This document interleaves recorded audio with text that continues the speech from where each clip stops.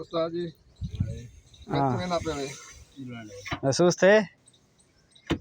ये जो क्या मजबूत थी बोलो ना यार बोलो ना कुछ नहीं दिया वो काटे किन सुनाओ बा वो बांध थी वैसे। ये जो हमारे मज़दूर हैं और ये हमारे कारीगर बुज़ुर्ग हैं, इनको तजर्बा हो गया बोर कैसे करना है, ये कर कर के तजर्बाकार हैं। अच्छा जी, ये बो की बाहर निकाल रहे हैं, ये म्यूट हो जाएगा बाद में। हाँ,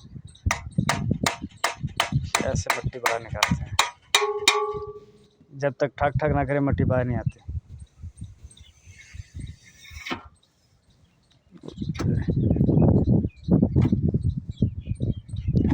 ये जो हमारे नए कारीगर हैं,